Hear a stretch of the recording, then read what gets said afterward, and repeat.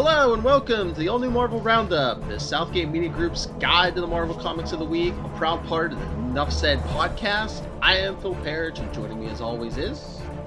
Charlie Esser. Alright, we got the same amount of books. When does that ever happen? But, Charlie, you want to start us off?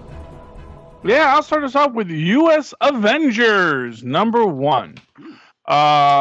This was a good book. This is a sort of story of our team book. We opened up with Roberto DaCosta doing a 2-camera interview about, when he came to when he came to the New Mutants and how these people were his friends and how that's when he realized he was an American. That's when he first decided he wanted to be an American. Not just because of watching Magnum P.I., although so apparently this is what's interesting about this. If you really want to break it down, this suggests that not only is time dragging people forward, it's dragging TV shows forward. Because Magnum P.I. was on TV 30 years ago. Oh, yeah. Yeah, let's not forget that. Although they have given DaCosta a nice, delightful shock of white in his hair now. Okay. Anyway, just to show you that this is... I'm sorry? He's an old man. He was a New Mutant for... Oh, man. Yeah, but now he's got a shock of white because, that might be the Mpox, Maybe.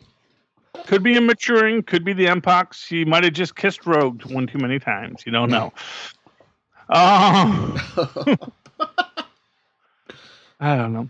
And we cut to what I gotta say is, just so you know, this is still that same New Avengers that we all knew and loved, because they are facing the Secret Empire, who are in a helicarrier powered by a volcano base. Mm-hmm. So it's a helicarrier with a volcano base in the middle. Because reasons. Evil layers have to be volcanoes. Evil layers. Well, that's the idea, man. And they even mentioned they're going to pitch this. In fun fact, DaCosta does not like his new code name. Do you know what his new code name is? No. Citizen V. Oh. Yeah, wasn't that weird? Anyway, he's talking to General Maverick.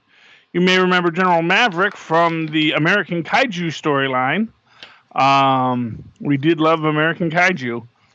Then we cut to Tony Ho's backstory, where you find out that she is a purple-haired lesbian Chinese engineer. She is the daughter of Yinsen Ho. Her parents met in Seattle, so she was born there. I think they said Seattle. But her father divorced because, the marriage didn't work out, and then he moved back to Tembetpal, which I'm guessing is one of those Marvel countries. And apparently she has a half-brother, so that's probably going to come up later. He's probably evil in some way. Anyway, said she kept in touch with his father, made sure that they were okay, but they never really... but she never really told him how he felt, and then, of course, he got blown up actually, he didn't get blown up. Tony Stark got blown up, and he sacrificed himself to save Tony Stark, And she has designed a new Iron Patriot armor, which is purely non-lethal. But one of her great non-lethal weapons is a really powerful force field that's holding the volcano island at bay. We see that Pod has infiltrated the Aiku Jonkinen, and she's Icelandic, or Norwegian, sorry. Her Pod armor has the ability to phase, which is cool, which is a new power set, because of course she lost the outer Pod armor, because the outer Pod armor died when she left it, because it was too badly damaged. Although who knows what happens next? Maybe Pod will come back. We'll have to see. And she is fighting and basically what she does is she puts all of the Secret Empire into phase and pushes them out the door, but they just float.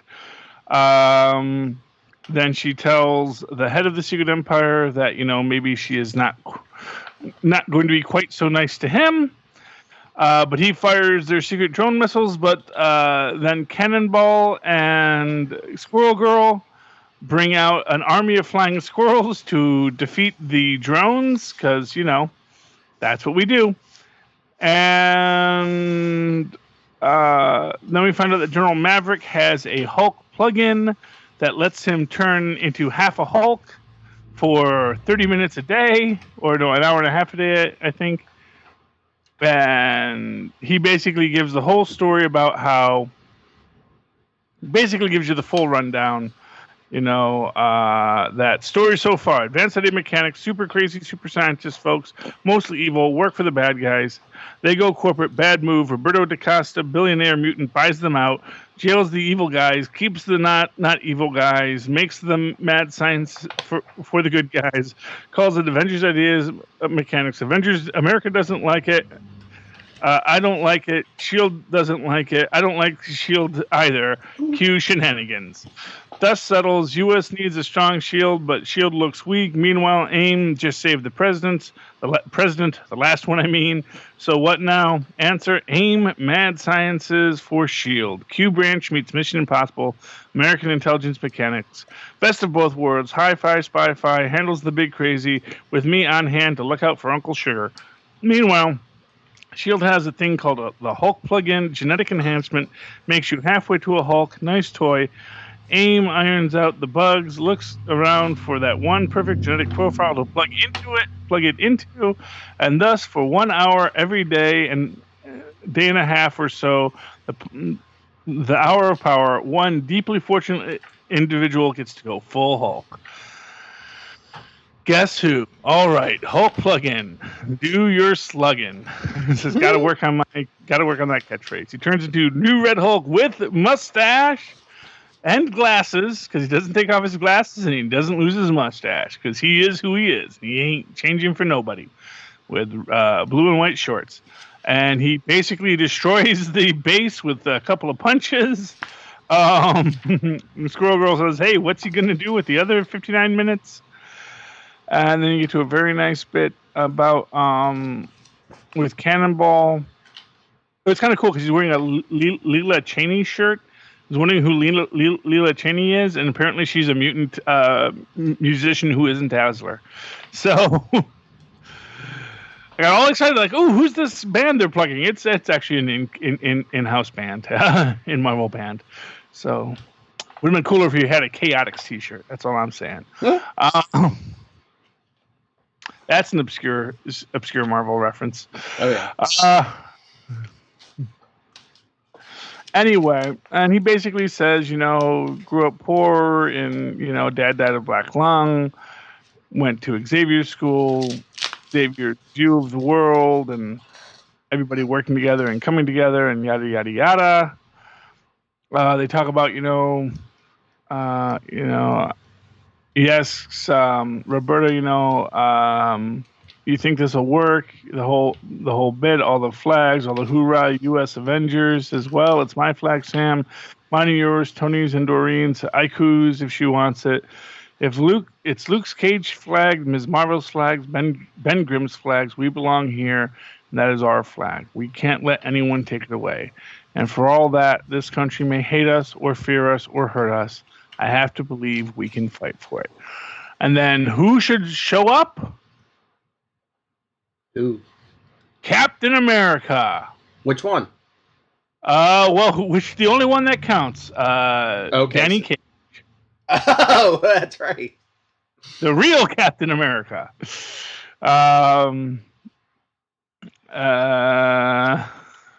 then we cut to the Golden Skull, who is the evil guy from her time period.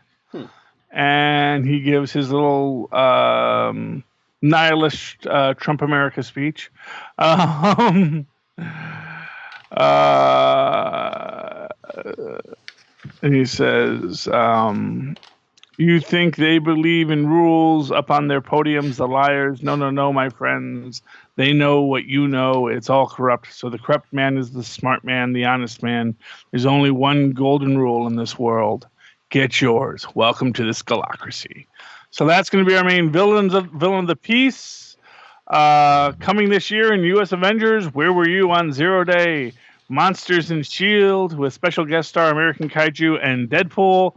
The Ultimate Sacrifice. Here lies Sam Guthrie. Cannonball. He died a hero. What? Enter Steve Rogers. Okay. Big thumbs up for U.S. Avengers. I like the previous version of New Avengers. I like the new version of New Avengers. Big thumbs up. Cool. All right, then I will go to Nova number 2. This one was really good. It starts off with Sam Alexander cruising over Manhattan because he got a signal from another Nova, and he thought it was going to be his dad, but it's Rich Rider because he grabs him away from this like the black this black mass thing. It almost looks like a squid or an octopus that was attacking Rich Rider at the end of the last issue. So he grabs Rich, gets him out of the way, and then Sam looks at the black mass and says, well, well, well, if it isn't my old nemesis Puberty. He says, and he starts attacking it and saying, this is for making me smell bad all the time. Like, all the time. But he's about to get enveloped by this blackness until Rich Rider gives it a couple blasts. He says, need a hand? And eventually the black mass just like disappears. But Sam he's like Rich Rider. He's like, you died. He's like, what are you? He's like, wait, let's get rid of the monster. And then once it's gone, he says, Sam says, where did that come from? And Rich says, no idea. After a while, you stop asking where the monster comes from and just punch the monster. Usually works out. And that's when Sam's like, who are you? He's like, Rich Rider died. He says, are you a robot? What? Clone? No. Skrull? He says, if I was, you'd be dead 5 minutes ago. And Sam says, we're proving this right now. So, of course, he takes him for a DNA test to Amadeus Cho. Well, that's what he does. Yep. So after the test, Sam's asking Amadeus. He says, robot. He says he's completely organic. Clone. His genetics are 99.99 match with the sample you provided for me. No evidence of tampering, manipulation, or duplication of any kind. And then Sam goes, Skrull. And Amadeus says, shut up or get out of my food truck. He's like, I've run the bioscans. This is Rich Rider. He's like, welcome back. Try not to die again. That makes an interesting question that I think I'll bring up in Super Connectivity about everyone coming back to life. Mm-hmm. We'll get back to that later. Well, there's another issue we brought up last episode, but because Sam goes, sorry I called you a clone and aimed a laser at you, and Rich is like, it happens. And then you hear, whoa, it's really him, and that's when Miss Marvel and Miles Morales, Spider-Man come in. They're like, the original Nova, and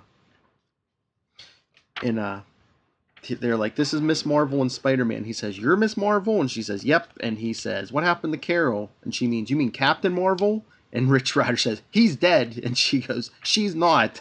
And he says, you're Spider-Man? Yeah. He goes, is he dead too? No. And they go, Cyclops is. He's like, Cyclops? And that's when young Cyclops comes in. He's like, hi, my adult self went crazy and died. I'm from the past and stuck in this time. And Rich Rider says, I hate everything about that sentence. And then then he sees Viv and he says, who are you? And she says, I am the synthetic daughter of Vision. And Rich Rider says, is every superhero 12 now? And hey, that comes up in Wasp too. And Amadeus says, maybe you're just old. And he says, guess it's been a long time since the annihilation wave. And Kamala says, the what? And he says, the Anaya. And Rich says, does no one know about that? He says, do the Avengers not teach you guys anything? And they're like, we're really not talking to them. We kind of had a pretty big difference of opinion. And Rich is like, another one? And they're like, yeah, everyone kind of hates everyone right now. Again, you were an Avenger, right? And he's like, no. They're like, seriously? Everyone's been an Avenger. He's like, I don't think. And they're like, I was. Me too. I quit. We all quit. He says, I was on the New Warriors. And Kamala's like, yeah, they're a team. And then Rich Rider, I don't know if he's going. Something's wrong because he sees them all as like zombies, and he says, "I need to get some air." So he flies out of the truck, and Kamala says, "Was I too mean about the new warriors?" So Sam catches up to. He sees them all as zombies. It looks like he has like flash. He looks like he's seeing them as zombies all of a sudden. I think he was kind of seeing his mom as one last issue. I don't know if has to do with his time in the Cancerverse, but. Oh, he was in the Cancerverse. Okay. Yeah. I don't know. Huh, but, okay. Well, because that ties into this theory I had. Well, man, this is going to be a very good episode of Super Connectivity. That's all I got to say. Yeah. So Sam catches up to Rich and asks him if he's okay, and Rich says, "We almost lost." He's like, "The Annihilation Wave, then Thanos. We almost lost everything." He's like, "And they're all down here, still fighting each other. Like nothing happened. Like it didn't matter." He's like, "No one remembers." And he's like, "And my dad died." He's like, okay, he goes, "Guess you're never ready for that." And Sam's like, "I miss my dad too." And Rich is like, "I don't know why I'm back or what I'm supposed to do now." He's like, "Maybe I just need to get away from the capes for a bit." And Sam's like, "Nobody really wears capes anymore." And Rich is like, "I noticed that." And Sam's like, "Come on." They takes him home to his mom, and he forgot that they're having a big party with like all their relatives, aunts, uncles, cousins, and all the uncles are like talking to Sam, telling him he's the man of the family now. And then Sam and Rich go in Sam's garage, and he shows Rich all the Nova helmets he's been collecting from, I guess, the dead Novas. And he's telling him, you got to keep going. We're Novas. It's like you said, we don't get to quit. And he says, "I guess we don't." And Sam says, "I know a place we can go to blow off some steam." So they take off. And they head for nowhere. Man, the universe is very small in the Marvel universe sometimes. Yeah, but I think I'm trying to remember. I think in the last Rich Rider Nova series, I think he can open like trans portals or whatever.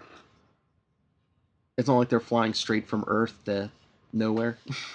No, that's not what I mean. I don't mean that it's small in the sense that it's not a distance. I mean that it's small in the sense that that's where they decide to go. That, of all the places in all the universe, we'll go to the place that's, in the movies. Yeah, well, I mean, I think Sam's been there a few times, but I know Rich Rider, it was big in his series.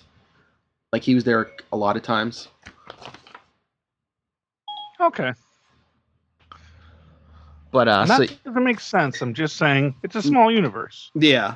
So they're greeted by Cosmo, and Rich says, "Here, I brought you something. I'm guessing it's fast food or something, because it's in a bag, but they never show what he brought him." It's a chew toy from PetSmart. And then Rich is talking, or no, Sam's talking to Cosmo about... Because I guess Cosmo's reading War and Peace, and Sam's like, "That's pretty good, right?" Cosmo's like, Tolstoy's Tolstoy's timeless masterpiece is pretty good. He's like, "Americans." And then Cosmo's asking him, "Who's Linda?" He's like, your brain keeps screaming Linda." And Sam's like, "Just some girl at school." And he's like, "You love Linda." And he's like, "No." He's like, "Nuh-uh." And and Rich is like, "You want her to be your girlfriend?" And Cosmo's like, his brain screams yes. And Sam's like, "Stop reading my brain." And Cosmo's like, "Just be confident. Women love men, not weak, sweaty boys." And he's like, "Shut up, communist dog." So Sam and Rich go for a drink, and Sam's like, "What's the drinking age in space?" And Rich is like, "Oh yeah, you're 12, right?" And he's like, "No, I'll be 16 soon." So Rich tries to pay for their drinks, and the bartender's like, "Rich, stop." He's like, "You don't get it. You don't owe us anything." And Sam's like, "I think they remember." But then there's a big energy blast. Yes, we do remember the Novas. And a figure steps up and says, "There is a price on your heads, dead or alive, yes." And who is it, Charlie? You'll never guess this. Oh, it's probably that guy from the Secret Wars series, the Destroyer of the Destroyer. I forget his name. He was yellow. No, it's Death's Head. Oh, Death's Head from the old Marvel UK imprint. Uh-huh. Nice to see him getting work. But yeah, this was a really good issue. I was excited for this issue. Like, it's been a while since I've had this much excitement for a Nova book, but yeah, it's a big thumbs up. Sweet. Awesome. Okay, well, since you went to Nova, let's go to Champions, his team book. Now, as we all recall, last issue was the last issue of the Champions because their ship got blown up, and so obviously they all died. But in an amazing twist, no, they're not. No. Yes, truthfully. It was all a ruse to get us to buy this issue, apparently. I thought it was just going to be, the loving memory of, but nope. They're all alive as the ship is in flames. We see Amadeus trying to control it, and then we see Ms. Marvel basically taking charge. Telling Sam to go out and be an engine, and for Hulk to go use his hulky, strengthy stuff to control the wings. Because sure. I guess she saw that episode of 2 episodes of The Incredible Hulk, where from the 1970s, and tells Slim to man the stick. Though what exactly he's doing with the stick, I'm not entirely sure. If Hulk is the one controlling the wings, but sure, we'll go along with it. They fly in, Viv and Spider-Man, patch up the holes, and they manage to crash land the ship.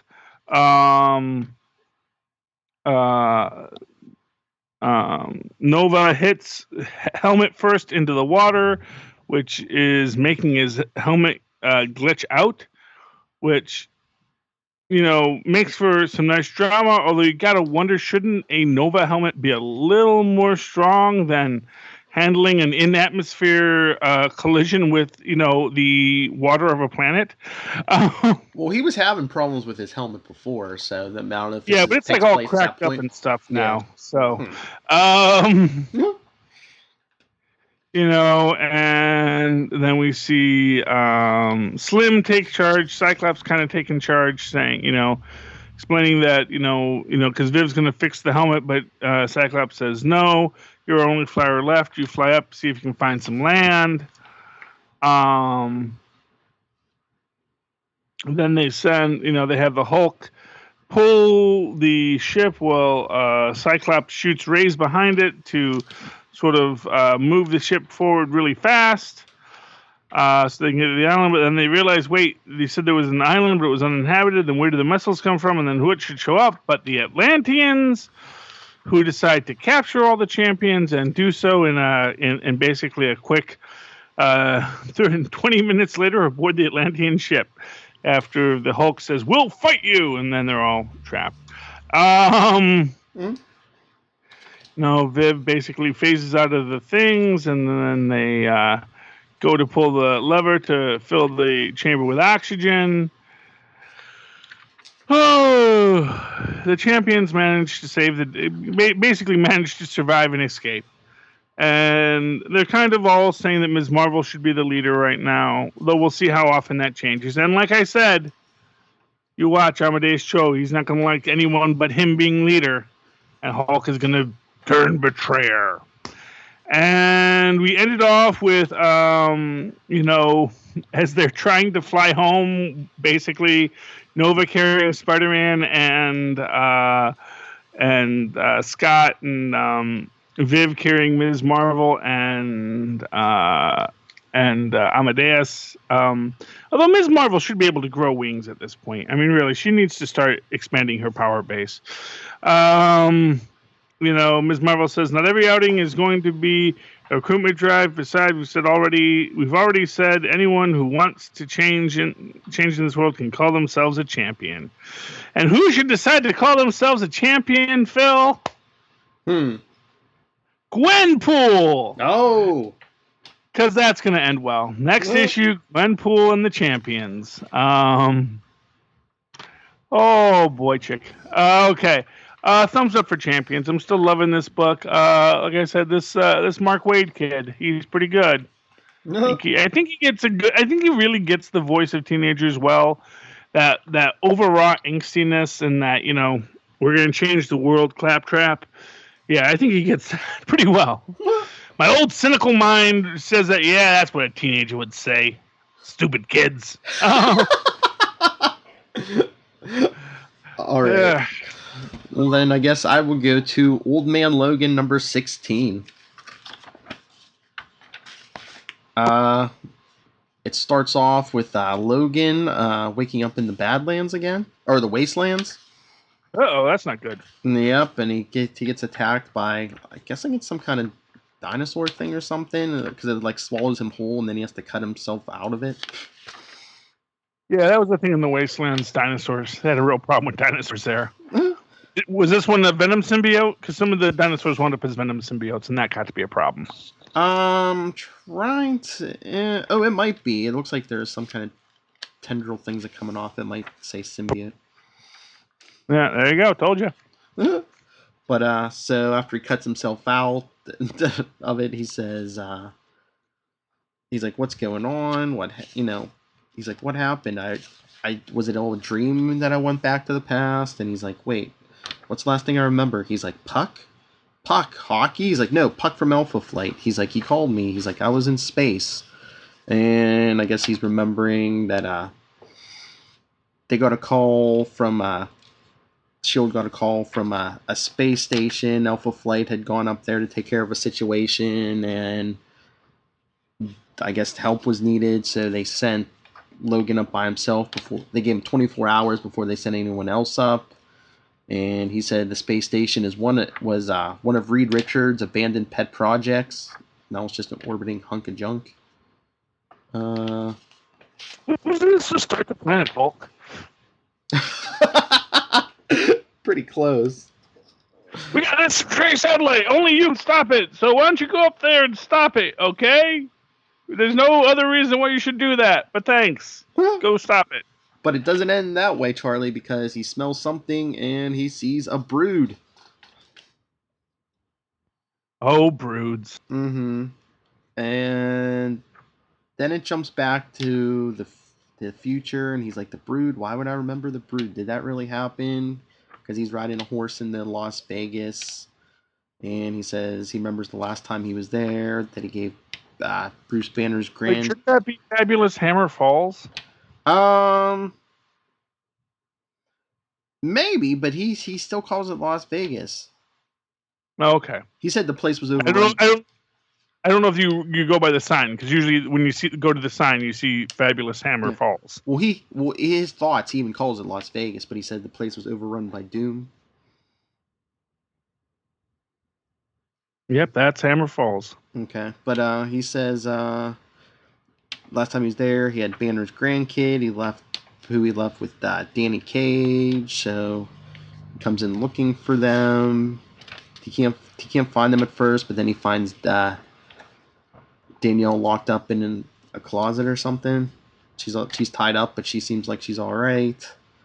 And she says, "Really you?" He says, "Yeah." He's like, "What the hell happened to the baby?" And she says, "Kang, Logan. It was Kang." And he's like, "Kang." Oh. He's like, "Is that how I got here?"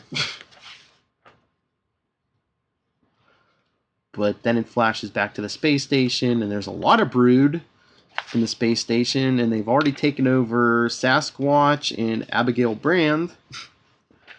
So Logan's trying to fight all them off. He sees Puck, who's okay. He's in a ventilation shaft, so they both climb in the ventilation shaft. Then back to the future. Logan's asking Danielle what happened, and she said, "I'm sorry I told you to keep the baby safe." She goes, "Kang's men came, wiped out the Masters of Evil, wiped out Black Bolt and his people. It all happened so fast. By the time I realized what was going on, they were here, and they took him, Logan. They took the baby." And she says, "I let you down." He said, "Stop that." He said, "Don't say that. Stop it. You said it yourself. This place is hell. Nothing you can do." But he tells her he's going to go get the baby back, and she says, "I'm coming with you." He says, "You're in no shape for that." And he says, "I'll bring him back. I'll make things right." And he's like, do I really believe that? And then he's like, why am I so cold? Then he's back at the space station with Puck. And he's asking Puck what happened. And he says, Alpha Flight Station got reports of a crash on this old satellite. Given everything going on down on Earth, we are stretched pretty thin up here. So Sasquatch, Abigail, Brandon, and I came to investigate. You can guess the rest. The crash was a brood vessel. They were on us before we knew it. They got Sasquatch right away. Abigail and I held out, called you, but they got hurt too. And then there's an alarm, and Logan's like, what's that? And Puck's like, I don't. And then he's like, cold. Why am I cold? And kind of flashes back to the future, but then it's back to the space station. And the doors or something opens up, and it sucks Logan out into space, and he's like, so cold. And then he's like, as his space helmet's starting to crack on the last page, he goes, I remember. To be continued. Bum, bum, bum. It was a good issue. Thumbs up. But I wonder if there's really time stuff going on with Kang, or I don't know if there's something's a hallucination, or... Yeah, well, it's always hard to tell with these kind of stories, you know. Yeah. Okay, well, since you did Logan, I'm going to go to where Logan makes a special guest appearance. Deadpool the Duck. Yeah. Okay, this is a really great book. Really hit your nerd spot real strong. It really is just looking right through the page at you. We open up and Deadpool's in a safe house with an Agent Mary of S.H.I.E.L.D., who's usually the receptionist, but Agent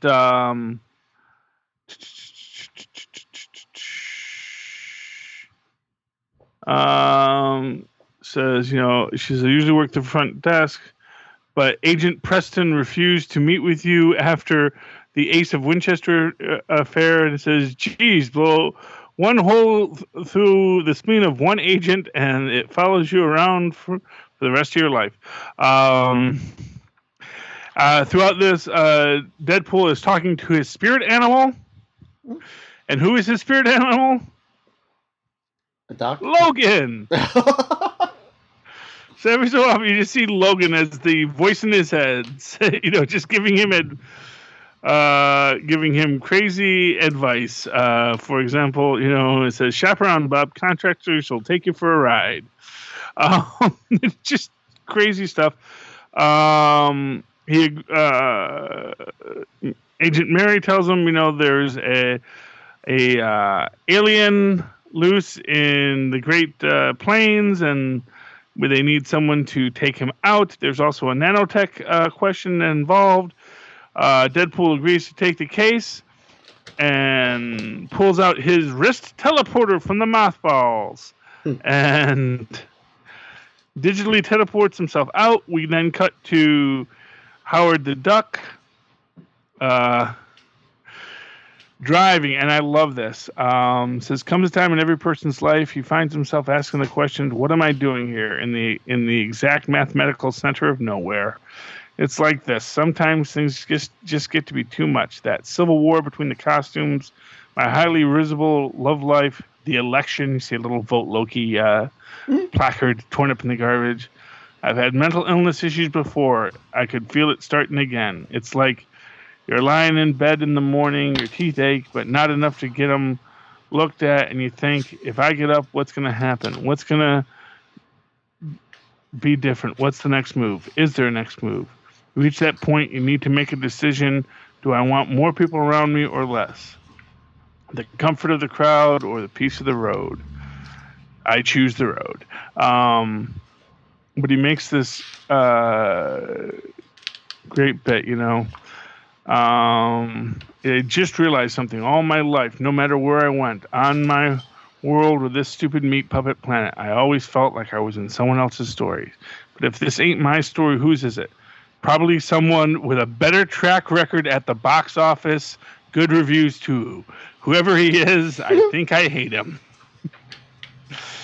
And then a spaceship crashes, and it is Rocket Raccoon, who says, they did something, but put it inside me, barely escaped from where? hey, I just realized you got, and then Howard says, hey, I just realized you got the box office and the good reviews. So Howard goes full meta on us. And then Rocket's got space rabies. He's trying to run away from him. And then in walks Deadpool, who does battle with Rocket.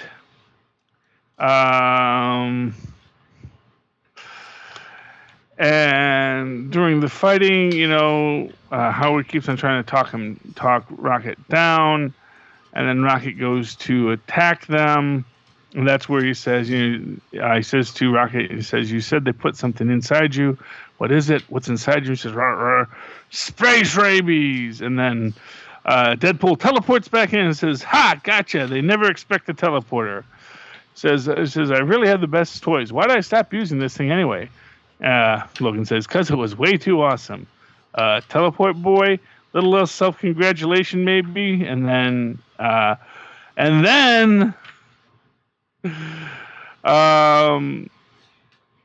Rocket bites him right in the teleporter. You see space and time shatter, like literally shatter. And then you see, mothballs. It's Deadpool the Duck. And he says, what? And you got the little yellow box of Howard's thoughts and the yellow talking of Duckpool or Deadpool the Duck. And it says, and he cut to Howard just saying, "Okay, looks like it's my story now too." Oh, Deadpool the Duck, next issue. On sale, 1/18/2017. Big thumbs up for Deadpool the Duck. I mean, everyone's going full meta here, looking right through the fourth wall. I'm loving it. I'm loving the way they're able to depict it in an intelligent and fun way. Yeah. Big thumbs up for Deadpool the Duck. I'm loving these books, and it's like so annoying that Marvel keeps on making good books. It makes it hard to figure out what you want to cut. Exactly. They I can drop this. Oh, no, you can't. This is real good, too. Marvel. Yeah. What's your next book, Phil? All right, since you did Deadpool the Duck, I guess I will go to a book with Deadpool and a duck. Deadpool Too Soon #4. Yeah, that's right. The last part's out already, because I think #3 was out last week. But it opens up with remember the evil hybrid Squirrel Pool? She, whatever it is dragging Deadpool through the streets and basically takes him down into the subway, and he says, "Wait a second, I know where we're going. This tunnel leads to the secret Avengers hideout we found a few issues ago." How convenient. Mm-hmm.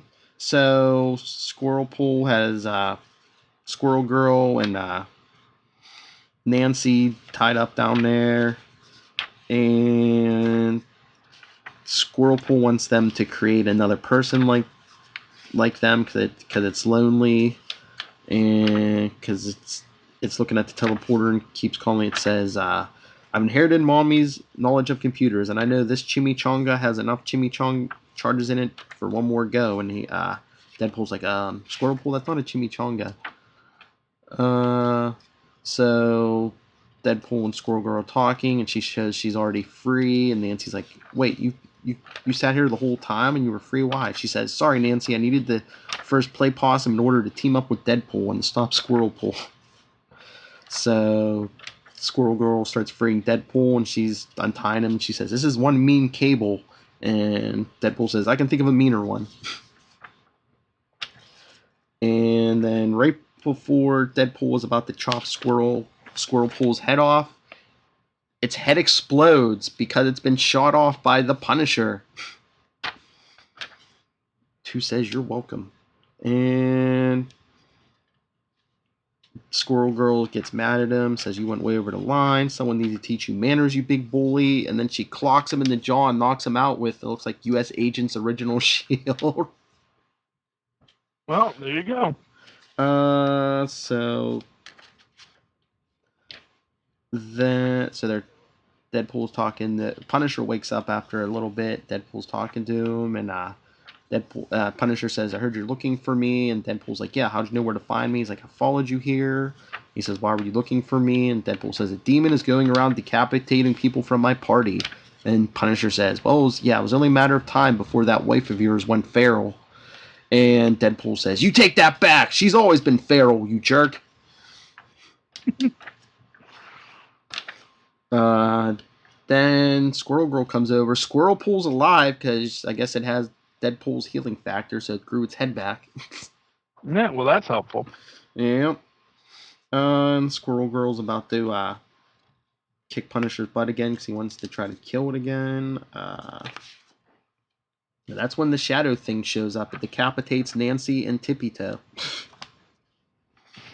What?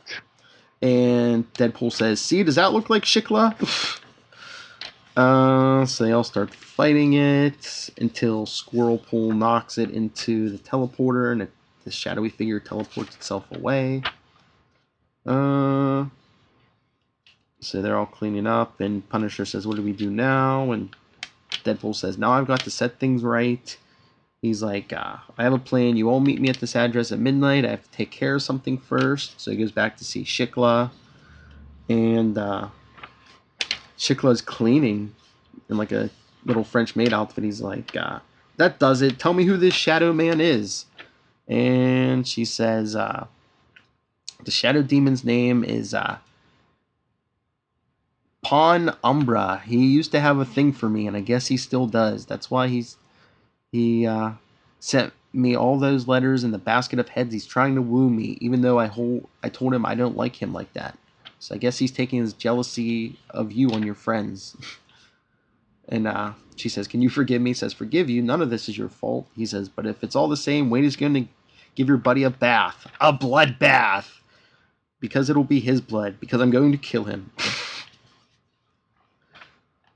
So then they show Deadpool's back. He's back at the mansion, the original scene of the crime. He's sitting on the roof, basically recapping everything that happened so far. Then Squirrel Girl and Squirrel Pool show up. They say, let's go in and greet our guests. The Punisher's there, Howard the Doc, Doctor Strange, Shikla even showed up.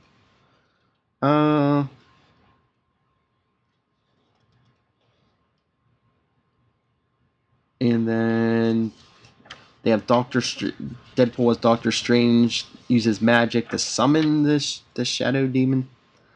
And the Shadow Demon says, what? Where? How dare you interrupt my? He's like, oh wait, all my prey in one place. Never mind, we're cool. And, oh yeah, I forgot, Spider-Ham's here too, because the Shadow Demon says he's going to start with Spider-Ham. And Spider-Ham swabs him up and says, how about some new quick-drying cement webbing from Parker Industries? Was Spider-Ham in the start of this book? I think he was at the original party, yeah. Okay. Yeah, I don't know if he's been in it much since, but then the Shadow Demon nice to see him getting work. Yeah, the Shadow Demon kind of cuts him up with... He makes like his own like dark webbing and cuts Spider-Ham up into a bunch of pieces. And Doctor Strange's like, it is a spell. I will attempt to put him back together. And Punisher says, okay, good. And my bullets will try to take this jerk apart. So then Shadow Demon makes more like shadow bullets, shoots Punisher. Howard the Duck tries to throw a tomato in his face. And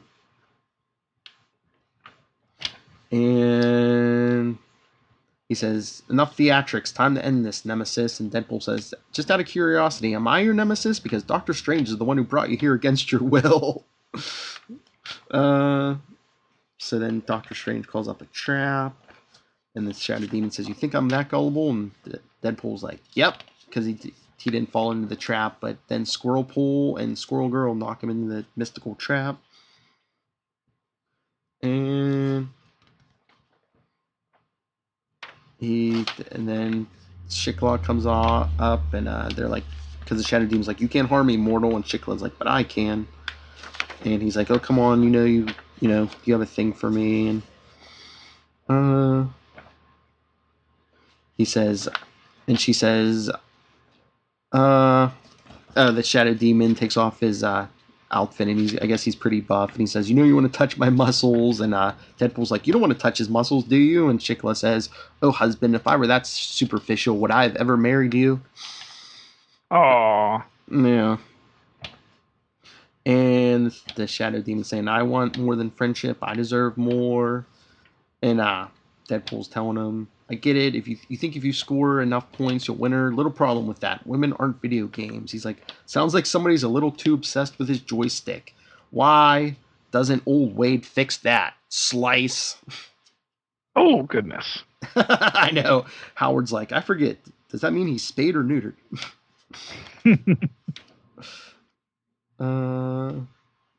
And Deadpool's like, technically.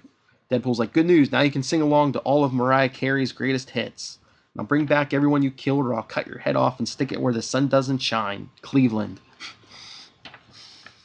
So the demon magically brings everyone back to life, Charlie. There's our that'll work. Magical fix-all, yeah.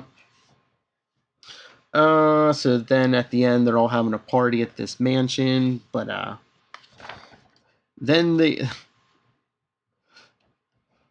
the real owners show up, this older couple, and they're like, who are these people? What are you doing in our house? And Deadpool's like, yeah, about that. The end. Oh my. Wah, wah. Yeah, there were some weird moments in this miniseries, but I mean, the last issue was pretty good. Thumbs up. Thumbs up. Okay, well, let's go from that to slapstick. I'm going to tell you something. I have not yet read an issue of Slapstick in printed form. I keep on reading it as the digital form. I'm like, I buy it. I have it in the paper form, but I always wind up reading it on my computer. And I got to tell you, I love what they do with it on the computer. The way that they have the panel, how in the guided view, the panels appear, and there's like this almost semi-animation to it. It's really great. I mean, like even like this transition between the, first scene and then the first page and the second page with Slapstick sort of smashing through the screen, and it's like literally like when you're reading it digitally, that's what you get. You get Broman, Master of the Multiverse, by the power of Grayskin, doing his whole shtick, and then, when he's saying he's going to basically, eviscerate everyone in the stadium, and then Slapstick smashes through, and, it's really awesome. Anyway, so the actual storyline is, Broman is attacking people, everyone's, his friends are asking Steve to do something. He says, hey, man, no, I'm a merc. I don't do nothing for free.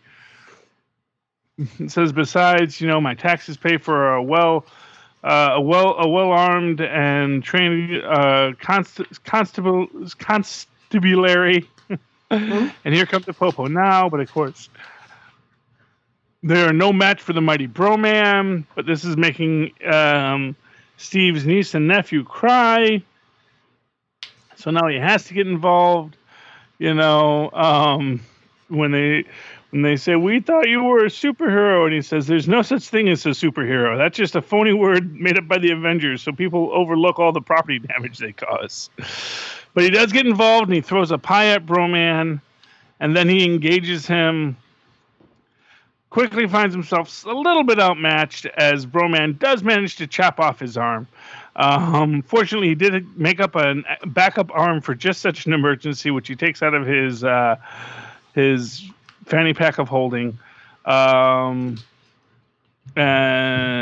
says, Broman says, enough and anon, by the power of Graykin, I have the power, and then shoots a lightning bolt at Steve, who gets buried under a pile of dirty jock straps. But the annoying sound of his niece and nephew crying gives him enough strength to overcome it, because I hate the sound of children crying. It's the worst. The power of annoyance let me overcome the athletic supporter avalanche, but I am still here. But I am still hearing his niece and nephew crying, because he had the car keys. So his friend and niece and nephew had to go to him to get the car keys, but Broman intercepts them. He's about to kill his niece and nephew When Steve throws a bar of soap at Broman, he slips, he falls. Um, Steve Slapstick catches the knife and basically cuts Broman in half. He then takes half of Broman as the agents of armor show up, and it's very cool because you see that like when Broman's talking, he's got like a half a word bubble. It says Av in 267 Ace the exit Plainfield new send help you can own is. Then you see Steve drive up. He's carrying his half of Broman, takes it down to Quasimodo to fix. And you see it says I have been tech Hazelwood plat appears to be Jersey plea as soon as basically getting the other half of the word bubble. Quasimodo figures out a way to open up a portal to Dimension X. Not Dimension X, but Dimension X, because we've been pronouncing it wrong this whole time. The agents of armor show up. One is super hot, by the way, which causes Steve to do a cartoon double take. He closes the door, comes back in a nice black suit, speaking French at them, and they basically detain him, teleport him back to Armor HQ. Armor is a division. It's sort of an offshoot of S.H.I.E.L.D. that was created specifically to handle interdimensional threats. Apparently, according to the Zimu Accords, Armor has the authority to detain those deemed a threat to interdimensional security indefinitely. They realize that whoever has been paying Quasimodo was the real threat. Of course, it's been Steve who asked Quasimodo to create the dimensional barrier, the dimensional doorway. But just as they are about to, just as Steve's about to sell out Quasimodo, who should attack? But the Tars. Taurs, which are apparently a cross between My Little Ponies and Smurfs. And they are these vicious center warriors here to attacking a mall in New Jersey, in Westfield, New Jersey again. They have the same alt-uni signal as Slapstick and Broman. That means they're invulnerable to conventional weaponry. Do we know of any of our freelancers who can stop the, well, you know what they say, ladies director, it takes one to defeat them. Maybe for, I don't know, a wee little bit of immunity. No, seriously, do you know anybody? Yeah, we're in a real fix. It's a fun book. I like, it's weird. There's not much to Slapstick, but when I'm reading it in that digital form, it really speaks to me. It's got this great pop to it. And I really like Slapstick. I definitely recommend reading it digitally. I think you're going to see something there that really gives you a sense of what the future of comics might be. So, big thumbs up. All right, then I will go to my pick of the week, Moon Knight number 10. Woo! It opens up in Chicago, Illinois, some years ago, it says, where a young Mark Spector is drawing on the sidewalk, and it appears another boy walks up, and he says, "What are you doing?" "Just drawing." And he says, "My name is Mark Spector. I live in the apartment building." And the other boy says, "I know." He says, "I've seen you around here. I live there too." He says, "Oh, what's your name?" "My name is Stephen Grant." And so Mark's talking to him, and he says, "My dad is the rabbi at the synagogue on Park Street. What does yours do?" And Stephen says, "My dad isn't around much." He says, "It doesn't matter. I don't need him. When I get older, I'm going to be rich and famous. I'm going to make movies." And Stephen asks Mark, "What do you want to be when you grow up?" He says, "I don't know. I keep changing my mind." So they go in Mark's room and they start playing. Once again, sliding time, Charlie, because Moon Knight was around in the 80s, but this is obviously the 80s because there's like A-Team and Raiders of the Lost Ark posters up on the wall. There's like He-Man toys and No, didn't we already establish that Steve Grant was actually a a split personality. Oh yeah. Well, they're talking, and then Mark's dad comes in and he says, "Who are you talking to?" And he says, "I'm just talking to my new friend Steven," but meanwhile, Mark's the only one in the room. I see. Yes. So then in the present, Moon Knight, he's coming down a sand dune in the middle of Manhattan. He goes back to Gina's diner, and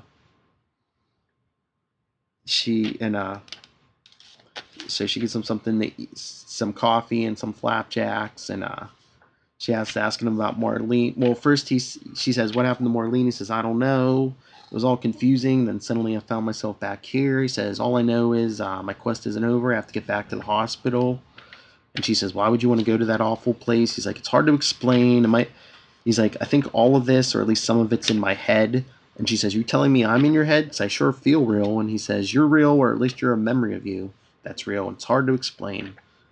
He's like, "All I know is that I've been sick for a very long time, and I need to find a way to get better." And she says she has to stay at the diner, wait for her boys to get back. He says, "I won't be alone. Crawley is still down there with Anubis. I have to find him. I promised him I'd come back." So he puts on his mask, leaves the diner. Then back in the past, I guess Mark's dad takes him to, I don't know if it's a psychiatrist or some kind of doctor, and he's telling him, "I'm Mark Spector." And the doctor's like, "Steven isn't here?" He says, "Steven, no, why would he be here? Him and Jake." And the doctor's like, "Jake?" And his dad's like, "Yes, Jake is a relatively new development, a new one." And the doctor says, "Ah, I see. How often does Jake appear?" And his dad's like, "Similar to Steven. We may go weeks where he's just Mark again, and then out of nowhere it's Steven or Jake for a while, and then as soon as they come, they go. There's no rhyme or reason to it." And then the doctor says, "Mark, can you do me a favor? Wait outside while I talk to your father." And Mark says, "Okay." So he's outside trying to listen through the door. He's only picking up a couple words like dissociative spectrum, distinct identities, needs treatment immediately, time away from home, aggressive methods of treatment. And then someone comes up behind Mark and says, "What are you doing, young man?"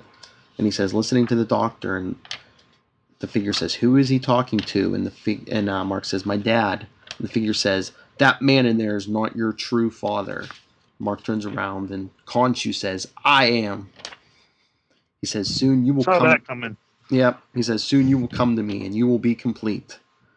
And that's when Mark's dad comes out, and he tells him, "I talked to the doctor, and he told me you are very sick." He says, "I am?" He says, "Yes, but you're going to be okay.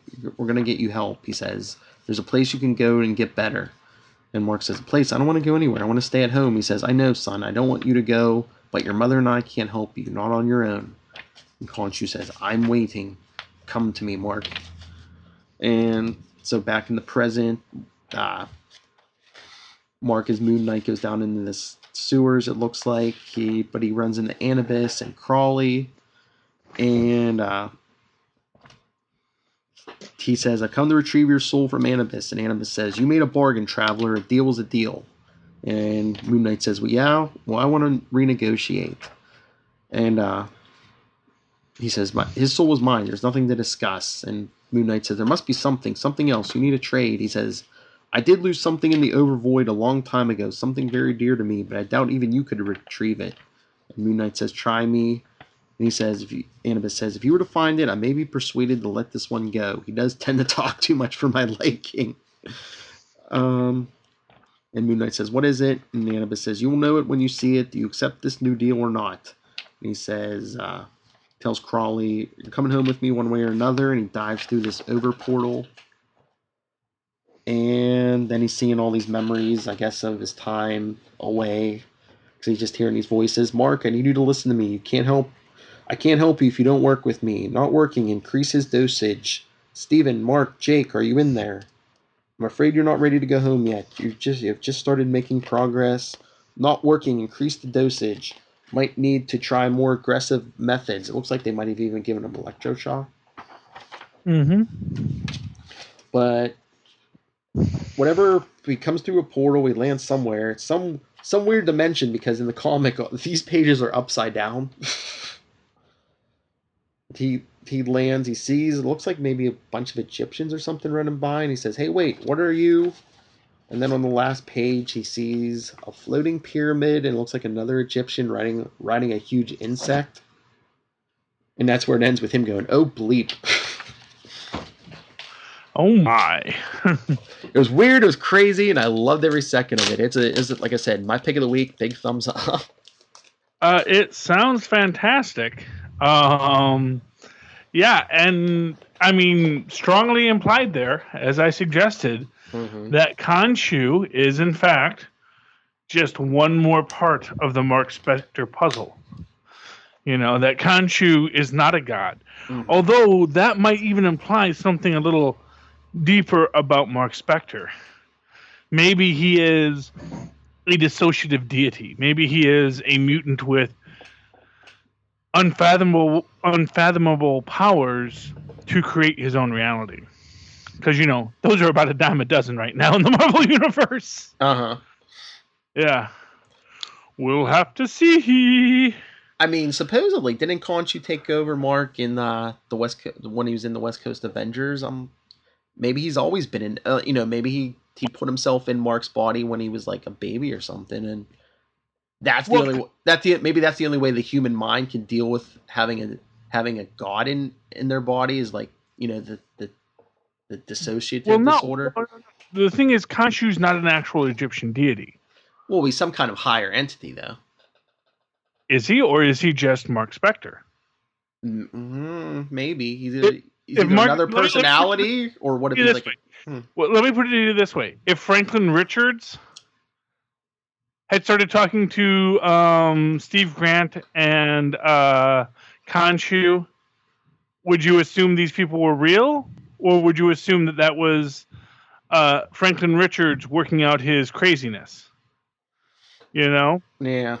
The idea of dissociative identity disorder, it's comic book variation, paired with superhuman abilities.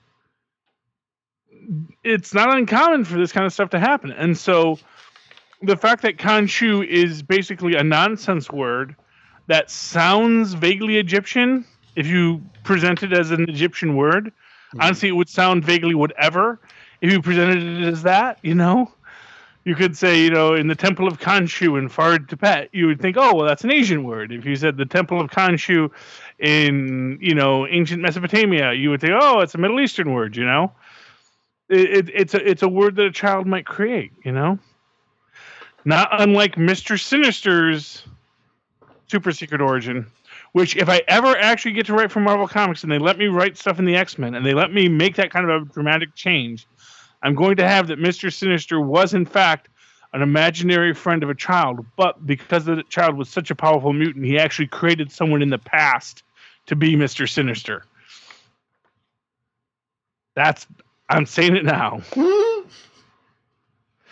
These powerful child mutants are dangerous, and there are like a lot of them.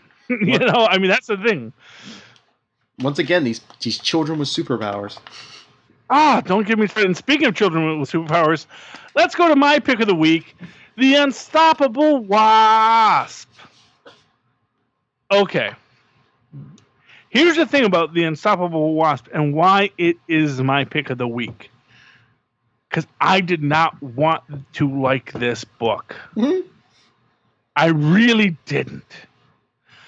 Because on the surface, it is everything that is just like, oh, it's fun, bright, girl genius, happy, classic Marvel, whatever. And kind of this almost meta wackiness to it in, the villain they fight, the way the robot is, the heroes who just happen to show up. There's all these things that are annoying. Like, my biggest annoyance is that the name of her group is completely, it's an acronym that doesn't make any sense.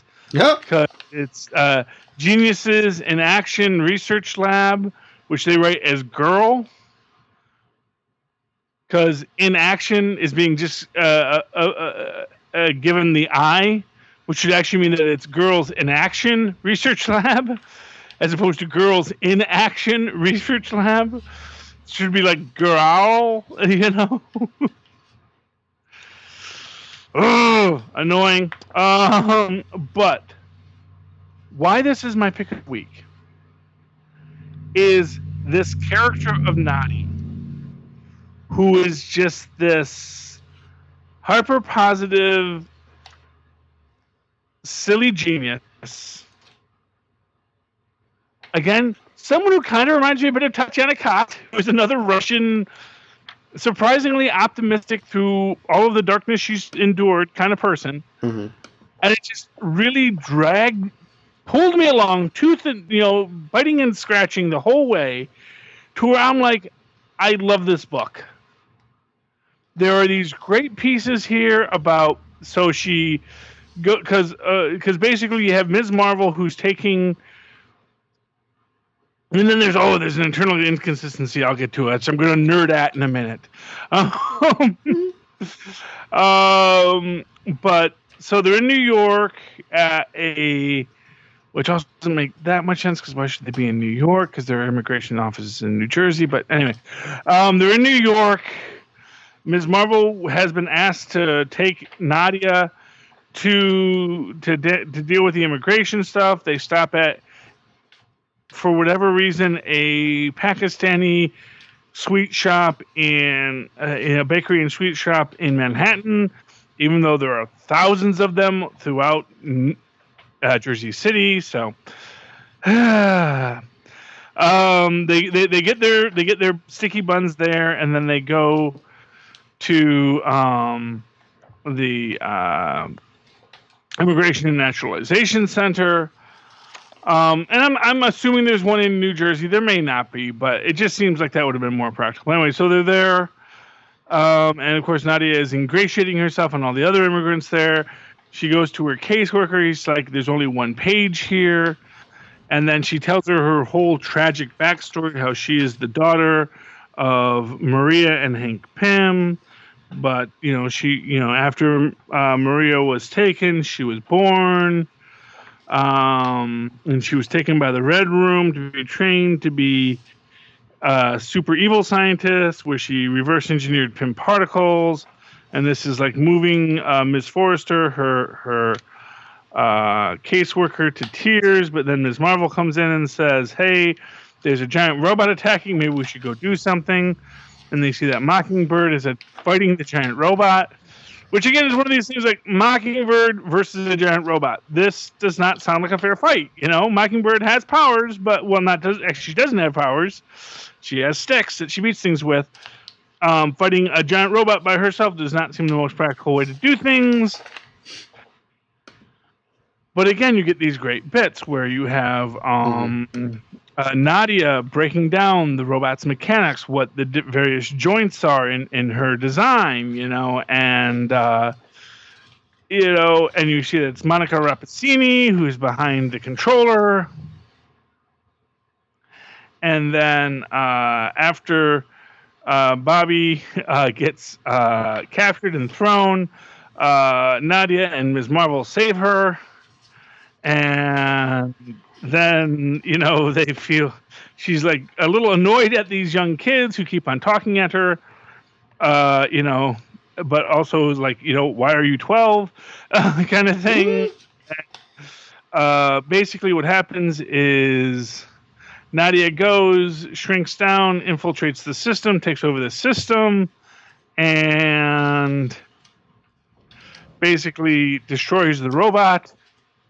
And I love this because, of course, after Ms. Marvel does an Empire Strikes Back on it, ties up its legs so it falls after Nadia made it dance, Monica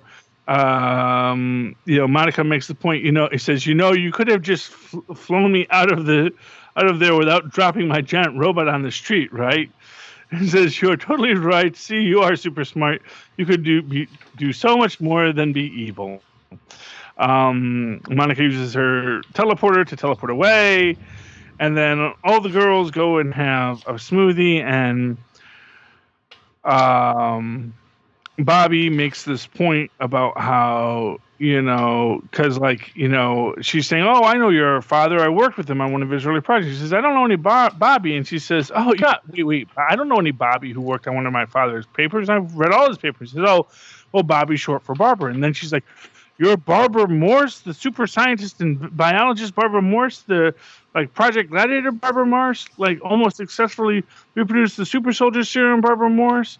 And Bobby says, those are not usually the things people remember about me. It says, like Lady Adventure, scientists in the Savage Land, and hanging out with Man-Thing in the Everglades, Barbara Morse. It says, that is weird that you know all that. He says, you are my hero. I read your research on the super soldier serum, and you talked about all the traveling in Savage Land. I thought, this is who I want to be when I grow up. A woman who's a super scientist but doesn't stay locked in a lab all day. She has adventures. You inspire me. And then basically, this is one of these little things where Ms. Marvel says, well, it says, I'm all the way in Jersey and my parents are already going to be mad I was gone this long because Bobby's going to give Nadia a ride home. But of course, where do they go? They go to New Jersey. They go to Hank Pym's old house in Crisco, New Jersey. Great little bit here where she says she put all of my dad's unfinished things over in that box.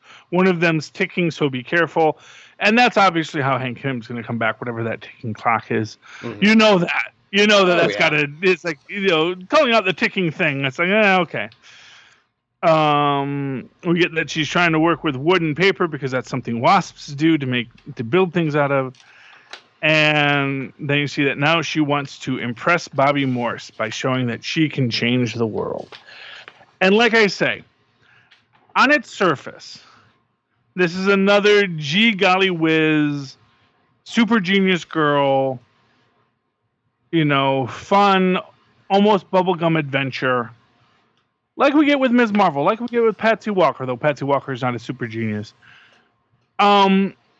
But the sheer force of Nadia as a character, even though the book itself is, it's good. It's a good book. It's a fun book. It's an enjoyable book. I think that if Nadia was not so perfectly drawn and written in this, I say drawn in the character sense, if she was not so perfectly created, this would not be my pick of the week. This might not even be like a high-ranking book.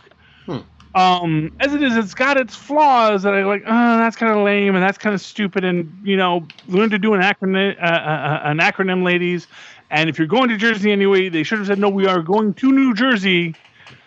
And then, if you really wanted to say that, you could make the point that Ms. Marvel can get back to Jersey City just by stretching her legs across the Hudson, much easier than going through the Lincoln Tunnel. And that's a fair cop. There's ways to present this in other ways, but but all those minor flaws, and they are minor flaws, get pushed away by this character of Nadia Pym. She is really fantastic as a character. And I hadn't really appreciated that about her until this book, until her little, slightly off bubble power was presented to me, and I'm really excited about this book. I'm going to write him in, tell him to bring in Fiona Fitzhugh, my favorite super genius girl, and we'll see where we go from there. If nothing else, it gives you just a great chance to explore what it's like to have a deadbeat supervillain boyfriend like the Gibbon. So yeah, big props for the Unstoppable Wasp. That is my pick of the week. All right, then I guess I will do my last one on my own. Spider-Man 2099, number 19. It starts off at the Parker Industries medical facility where Tempest is at. She's asking the nurses why can't she walk? Why don't her legs work? She's like, I can feel them. They're not paralyzed. And they're like spinal damage, and the doctor can give you all the specifics. And she's just like, please find Miguel. But Miguel's busy because he's at McCormick Place Convention Center in Chicago. Him and the 2099 Captain America are fighting off. Remember all the last issue, all the people inside most of them got turned into like reptile creatures. Oh my. So they're fighting them off. And Miguel's trying to figure out what to do, but then he sees a normal Liz Allen is about to be attacked by a transformed Tiberius Stone, who, his grandfather. He's like, this just became personal. He says, Tiberius is my grandfather. If we can't turn this thing around, then Tyler Stone, my father, will never be born, and I'll blink out of existence. That's not good. I'm like thinking, really? I'm like, the way the timeline's been twisted and all the secret wars and crap, I'm like, watch, Tiberius could probably get killed and Miguel probably won't go anywhere. Yeah, well, that's that whole thing with the whole Young X-Men, too, Mm-hmm. Yeah, there's something weird going on in the neighborhood. Yeah, they need to clean up the time stuff. But, then they you show... Stop, let Franklin mess with it whenever he feels like. Yeah. But then they show Chicago General Hospital, where Miguel's 2 assistants are, and the male assistant's been transformed, just like everyone else, and he's trying to attack the female assistant. But back at the convention center, they show the woman behind this. I don't think they ever give her a name, so I'll just call her the villain. But but Elektra confronts her, because remember, Elektra's there too. Elektra's telling her. Sure, Yeah, Elektra's telling her to shut this down, and the villain says, "Not possible. I'm afraid. Not as long as I'm alive." And Elektra pulls out her size and says, "Not an issue." So they're fighting. Miguel grabs Liz Allen and webs her up like high up on the wall, and grabs Tiberius and webs him up, including his mouth, because he's still transformed. And of course, Elektra is still fighting the villain, stabbed her once, and the villain's like, you thought to defeat me with these? And Elektra's like, I'm not going to defeat you, I'm going to kill you. And the villain's saying, you know how many people have said that to me? How many people failed? Foolish girl, I have the might of the ancient gods on my side. They have empowered me since before any of your ancestors were born. Uh-oh. I am a creature of legend, yeah. Then she shoots her with some kind of lightning power. She says, was the living lightning bothersome, little girl? I could have obliterated you with full power, but I see you're going to attack again. Let's put an end to this. So she goes to shoot her again. But then Captain America gets in the way and takes it on her, blocks it with her shield. And the villain says, you truly believe your technology can stand up to the power of the gods? And Captain America says, just one god, lady, and even if he were powering you, I'd still kick your butt. And yeah, that's when the villain's like, she's like, such bravado, and then she's like, wait, what's that? And it looks like a little spider on the ground, but I guess it's one of Miguel's bombs that knocks her off. And Miguel's like, you okay? Captain America's like, she came close to overloading my shield, but it held up. Then the villain, of course, another speech from the villain, like an issue or two back, said, this is the beginning of the end for your sorry little country. This country has abused its freedoms and is no longer entitled to them. Tragic, really brave men founded it with such determination that they signed their names to a document that would have gotten them executed. And their descendants have devolved into hiding behind fake names to voice their opinions on computers. Founders fought to the death for the right to vote, and only half of you exercise it. You declare war on drugs, on poverty, on countries, and you accomplish nothing except more drugs, more poverty, and more death. You aspire to so much and do so little. You have forfeited your right to exist. And then she's saying, your death, Spider-Man and Captain America, will signal the... Then she says, wait, where's Elektra? And of course Elektra pulls a bullseye and stabs her in the back. Says, there you go. You talk too much. And the villain must die because everyone reverts to normal. Yay. And then the end, the last page, Charlie, we're back with Tempest. And we hear a voice say hello. And it says, you are Tempest, I understand. And she says, yeah, why? And the voice says, I've heard about your medical situation. Quite tragic. She says, thanks. He says, but not irreversible. She says, what the doctor says. And he says, doctors, you can't listen to them. They said I would never walk again, and look at me. And she says, who are you? Oh, I'm sorry, I haven't introduced myself. My name is Tyler Stone, and we're going to be great friends, you and I. Uh-oh, wait, isn't he from the future? Yeah, but remember, he's back in the past somehow. They haven't revealed how yet. Oh, yeah. He's back, yeah, and he can walk again, so. Yay! Through Science-to-Magic or something. Secret Awesome. Wars. But yeah, thumbs up. Okay. And that, I think, brings us to our 3 together. Yes. So, you want to do Thor? I'll do Captain Avengers. I was gonna, What did you want to do?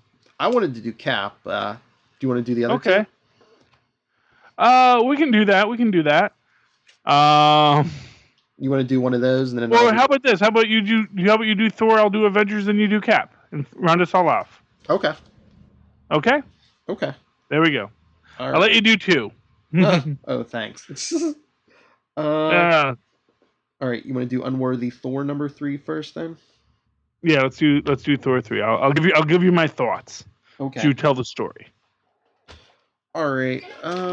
So Unworthy Thor. So once again, Odin's son's fighting for that cool new hammer. Mm-hmm. And he's thinking about how unworthy he is, hence the name. Yeah. Written on the masthead. Mm-hmm. Of course, the aliens get him down and lock him up again. And then he meets in the cell next to him. What is it? What is it? What is the name of this? Oh, it's Hellhound. What? It's Thori! Thori, that's right. It is the child of the Guardian of Hell and some other hellhound. But basically, if you will recall, Thor, Loki in his storyline wound up accidentally impregnating the Hellhound Guardian of Hell with another Hellhound's children, and the resulting puppies had to be distributed. And one who was too rambunctious could not find a home, and Loki took care of him, and eventually Angela adopted him, and then he wound up being collected by the Collector, apparently. But he is Thori. Roar! He's a big old puppy who likes to eat people. That's all. But yeah, so he's so Odin's son is talking to Thori and basically tells him, "You're bad at escaping, bad god." And Odin's son rips out of his chains, and he has a memory of his father telling him, when he's trying to pick up the hammer the first time, "Unhand that hammer. That hammer was never meant for the likes of you." So, so I wonder if something that has something to do with why he can't pick it up now. I imagine so. But so he's trying to break free, and then who comes to break him out, Charlie? Beta Ray Bill. Yep. The silliest name in all of comic books. Well, he's an alien. And they named him Bill?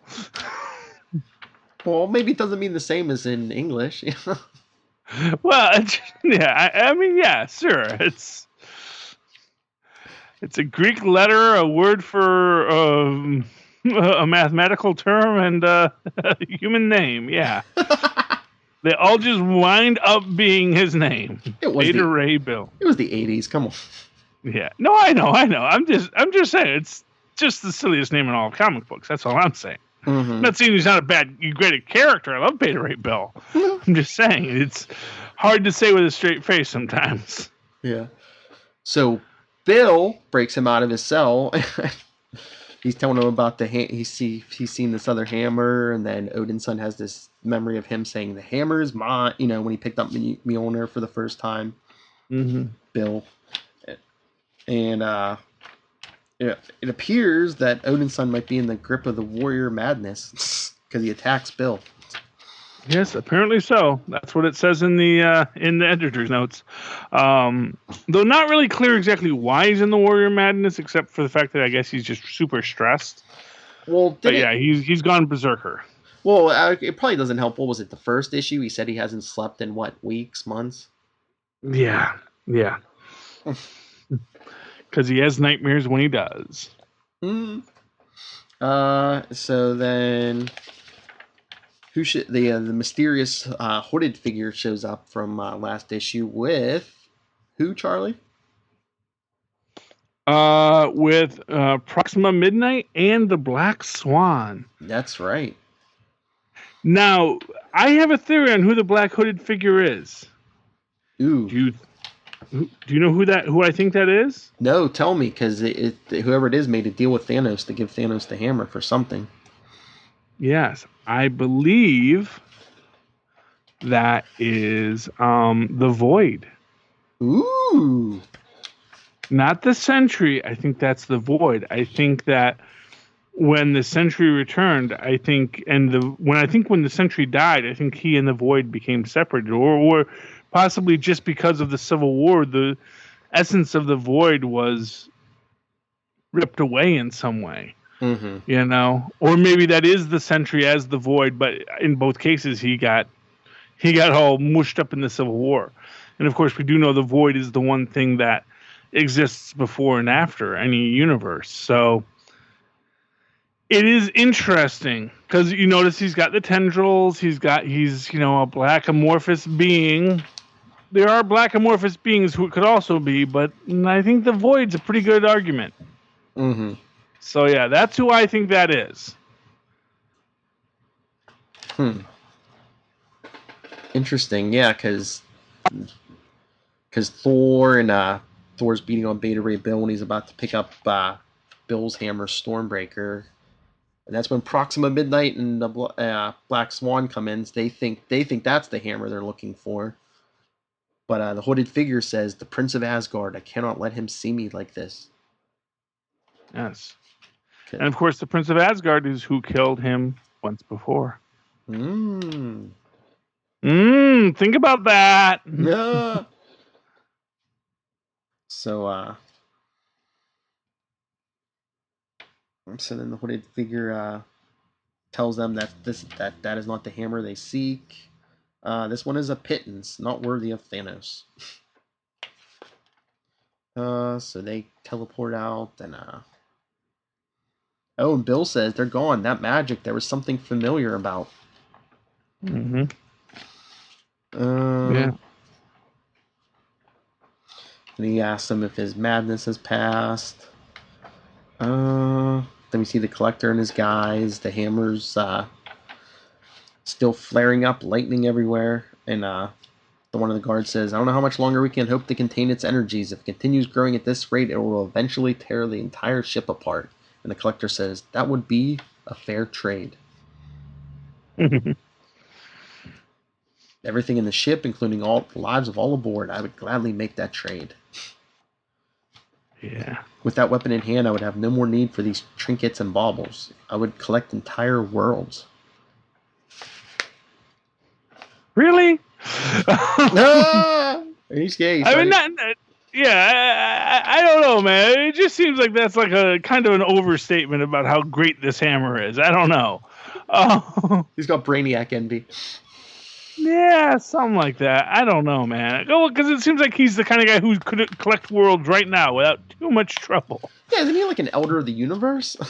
Well, yeah. Well, we get that when is it Proxima Midnight or the Black Swan who decides to step up to old man Collector to give him what for and gets what for right back. Well, they come in, but Proxima Midnight says, "Not a bad idea, Collector." She says, "In fact, Thanos was thinking the very same thing." Yes. And that's when he says, "Thanos, I might have known if the Mad Titan hopes to steal my property, he should have sent more than a few wenches." Yeah, fair enough.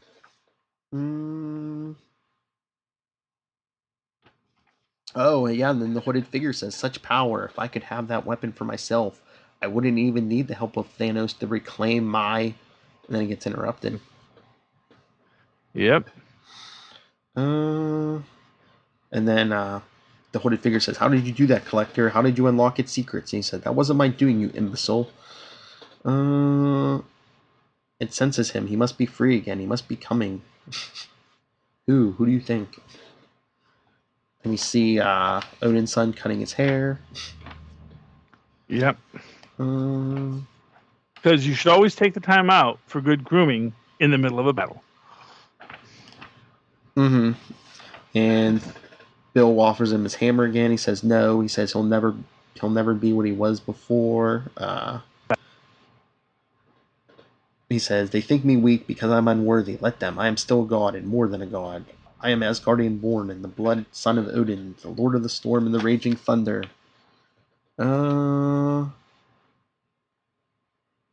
He's like, I'll be damned if I need a hammer in order to raise some hell, but this day I will claim one nonetheless, no matter how much blood I must wade through. So swears, and here he is, he brands himself the unworthy Thor. Bum, bum, bum. I thought it was good. It was a thumbs up for me. No, it was a great book. It was a great episode. I really enjoyed it. And again, because of the nerdery of it, it's like, who is the hooded black figure? Mm-hmm. So here are my top three picks. One is the Void. Mm-hmm. Two is I'm trying to remember his name, but he's the Japanese god of the Void, who basically is the Void, but not tied to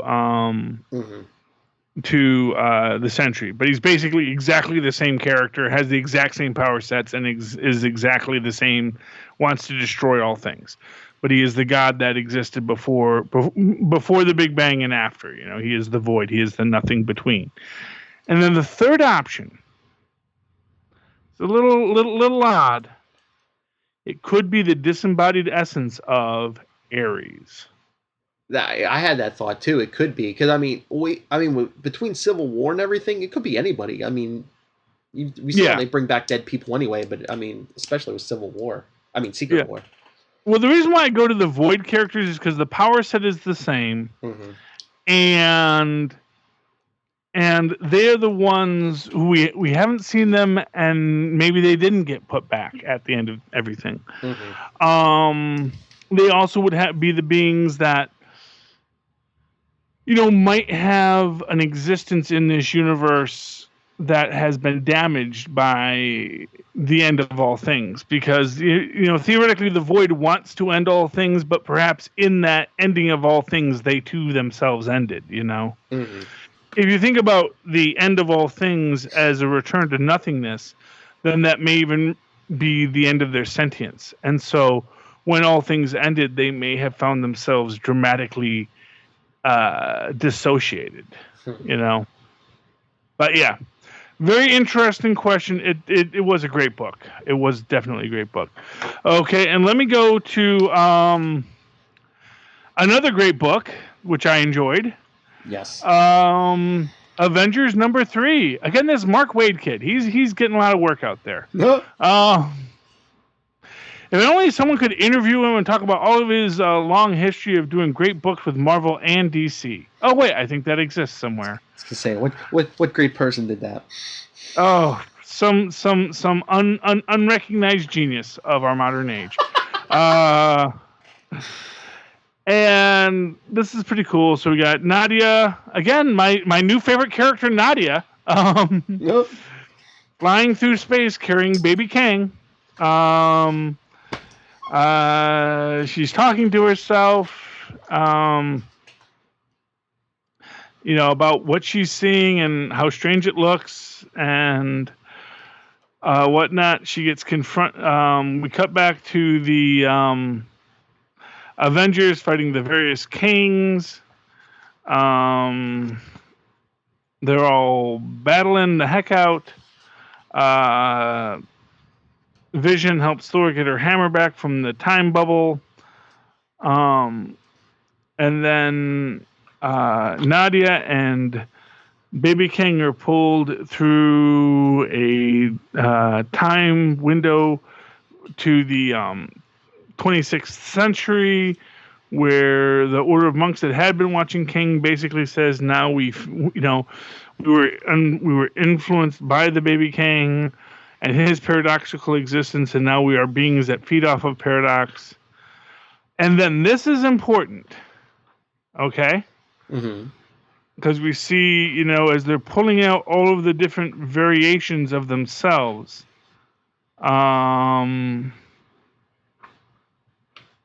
you know, to pull out reinforcements, they come across something that says, "Here lies Avenger X, the bravest of us all." And you see Kang say, Moons of Titan. How did I never know about?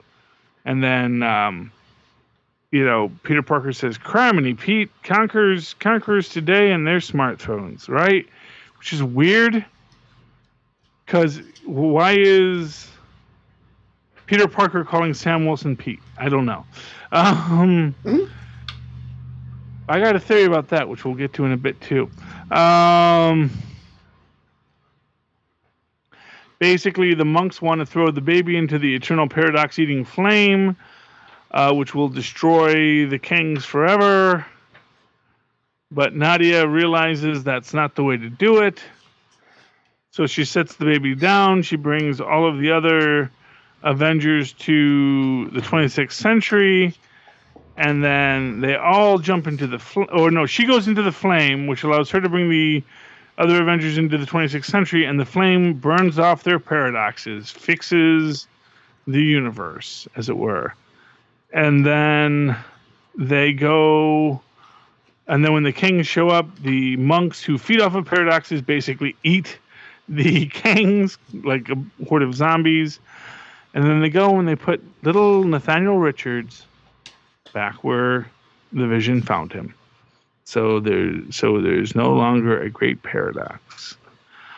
And then says and the Vision says, and we are in an eternal battle with King, who can strike us at us anywhere at any moment. And Sam says, not necessarily. I've been thinking, without disrupting time, there may be a way to eliminate Kang's threat once and for all. I have a plan. Who's in? Next issue. Everybody's fighting something. Big thumbs up. Really loved it. Really liked it. My theory, their plan, they're going to turn Kang into a hero. Bum, bum, bum. It's happened before. Iron Lad was kind of a hero. That's what I was going to say. Iron Lad. Exactly. They need to influence that baby Kang now that they know where he is, to try and guide him towards the path of superheroism, not conquery. Well, that'll be good, because we don't have enough versions of Iron Man running around. Yeah, well, Well, he'll be something new. He'll be Mr. Fantastic. Honestly, why he's an Iron Man, who knows? Because he's a Richards, Yeah. Okay. And that brings us to our final book of the week, Phil. Yep. Sam Wilson, or Captain America Sam Wilson, number 17. This one was close to being my pick of the week, but I think I'm just missing Sam Wilson, because, the last couple issues, it's been D-Man, Misty Knight, and this one was, mostly about the new Falcon, which I enjoyed, but I'm like, I want more Sam Wilson back. Yeah, well, I think they're holding off on Sam Wilson because I think they need to have Sam Wilson do something very dramatic in the next one. Mm-hmm. So they're using all the side characters for our filler stories. Yeah. So basically they use 3 filler stories with our side characters so that the next one's going to be Sam does something amazing. Mm-hmm. But, this one opens up with Sam thinking about the new Falcon, and how he started out as a Samaritan, leaving water and supplies for border crossers until he got grabbed by the Sons of the Serpent. And Carl Malice experimented on him and spliced his DNA with Red Wing, who's a vampire bird now. Yeah, well, Don't ask. Yeah. Then it's Harry Hauser's show, and he's talking to Ariella Connor, who has a new book about the flood of immigrants and refugees jeopardizing our safety, taking our jobs. And I guess one of the chapters is on superheroes, and she's saying superheroes are now endangering American lives, because she says, look at all the foreign superheroes. There's a member of Wakandan royalty, a Brazilian billionaire, a former Soviet spy, and that's nothing to say of the intergalactic or interdimensional aliens flying around with what's the screening process for them. who's granting them. She actually makes some pretty good points on that. I mean, yeah, that's what I was gonna say. I mean, like you think about Black Widow. Actually, why is Black Widow getting top secret intelligence from Shield? Although I guess because no honor among thieves. I guess I was gonna say the foreigners. I mean, I don't know. She's being a little hard on them, but I thought you were gonna say like the other dimensional people or like the time travelers. I'll be like, okay, she has a point there. You don't have to worry about time travelers because I already know what happened. Yeah, but I mean, they could just go to the future when it got too classified and they can say, "Oh yeah, no, that was this." Yeah, but between Kang and like the young X-Men and everybody else. I mean, look at Secret Wars. I mean, that timeline's ready to snap. No, it's all ready to snap. But yeah. But yeah, no. I mean, yeah. Who what's the citizenship of Hercules? Is he Greek? Is he Roman? Is he American? What's this? Although we do know that Loki was born in America because he ran for president. Mm-hmm. He has the papers to prove it. But he assures you. So Harry gets in another take back the shield reference. And then Ariella says, but the one of the worst ones is the new Falcon. Her sources say he's an illegal immigrant who crossed the border. But since he came here, he's part of a criminal organization that encourages others to trespass across sovereign lines. And she's like, first, why would Sam Wilson choose this young man to be his partner over the millions of upstanding young people in this country who didn't break the law to be here? And when will this new Falcon be deported? And unfortunately, Falcon's watching the show. And he's all getting worked up, and Sam says, relax. People say this stuff about me all the time. You don't see me letting it get to me. And Falcon's like, are you kidding? All you ever do is mope about this stuff. Wow. Why don't white people like me?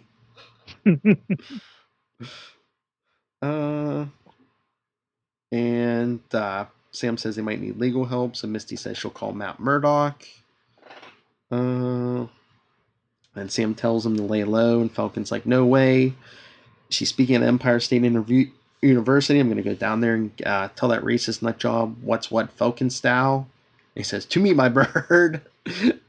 And one of my favorite parts is just Sam going, he's like, sigh, Steve, I'm sorry if I was ever like that. Yes. Now, is it just me, or are they kind of inconsistent with how they do Falcon's wings here? Because sometimes they have them being as underarms, but in the last issue, or in the D-Man issue, they kind of almost implied that they were like separate from his arms. In the way that they were saying that it was, the jacket that Angel used to wear. Yeah, but they're like part of his body, right? Like they grow out. Yeah. So I wonder if he can like grow them in like different configurations, maybe. Ooh, that's a good answer. For whether he needs to glide or for fast flying. We'll say that's the case. And not artist choice. Yes. It's the powers. So Falcon flies off, but then I guess he texted Rage. Oh yes, because when you need calmer heads to prevail, let's call a guy named Rage. Oh yeah. Well, he says let's go down there and in a show of solidarity. And Rage is like, you didn't show solidarity when I was fighting the AmeriCops and you flew me away and threw me onto a radio antenna. And Falcon's like, yeah, okay, but then I got you free wrestling tickets. So Rage is in. So Falcon's like, all right, it's official. Superhero team up. He's like, then we'll get some Five Guys. So they go down to Empire State, and they're surprised there's already a protest going on outside. But I'm surprised with the protest and everything. They're able to walk right in. There's no security. They even at least stop them and say, hey, what are you doing? Yeah, well, this is New York and Empire State University. They have spiders falling into radioactive ray beam tests. Clearly, there's no security here. Yeah. of which high school students are just attending, because we're going to have a big radiation experiment with mutagenic radiation and spiders. And, hey, let's invite a bunch of teenagers, too. Mm-hmm. There's no security in the Marvel Universe. We know this. Mm-hmm.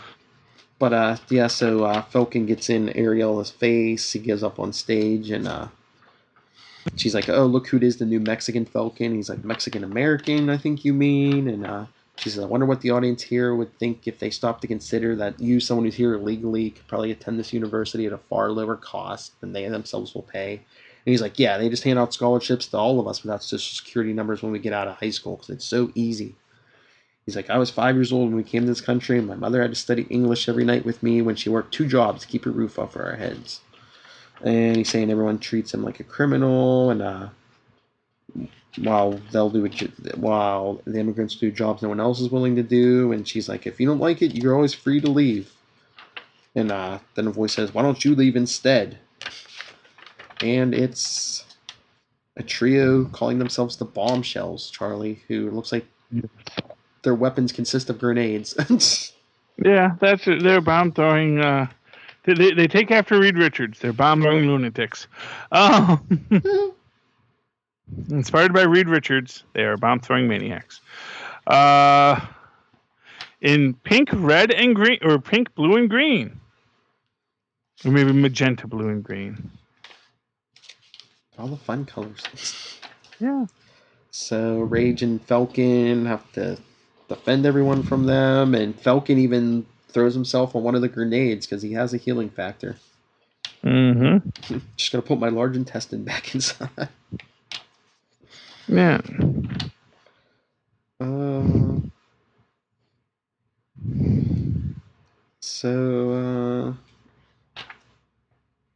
They're fighting them until Rage gives them the Three Stooges head knock together and knocks them out. Yep.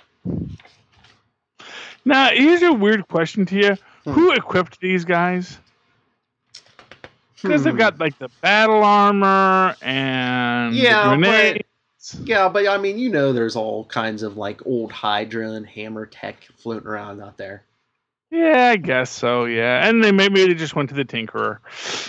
Yeah, and, there's all kind of old AIM stuff before Roberto DaCosta took over, Oh, yeah, it's all out there. Yeah, I guess so.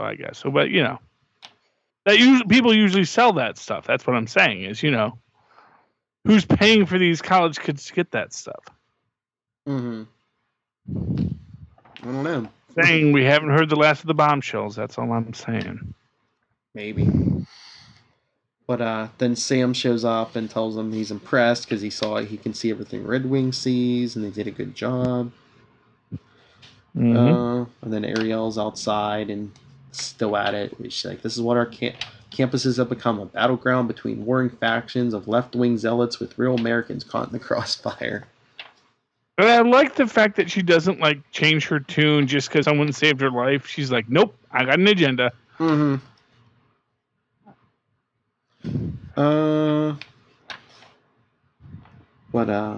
And the Bombshells aren't happy because they're like, look, it's Captain Patriarchy here to mansplain why our principled stand against hatred isn't appropriate. Yeah, well, they did throw grenades. And Sam said it's interesting that, Rage and Falcon were caught between two sides trying to figure out the right thing to do on the fly, pleasing nobody. And Falcon's like, oh, I get it. You think we're going to gain some new appreciation for your whole deal just because you kind of had the same thing happen to us now? He's like, you're still old. There you go. Yep. More young kids with superpowers. Yep. Then Sam's telling Rage he appreciates him looking out for the new guy, and he was kind of almost the same way at that age, but then he learned as he got older, he learned to compromise. But he's telling him with the whole thing with the AmeriCops, I hate to admit it, but if you hadn't pushed me that hard, I might not have gone as far as I did and played it safe. That would have been a mistake. He says, I'm not saying to go start fights like that again. The last thing we need right now is more violence, but sometimes it's good to have someone in your ear telling you the things you don't want to hear. You understand what I'm saying, Elvin? Keep pushing.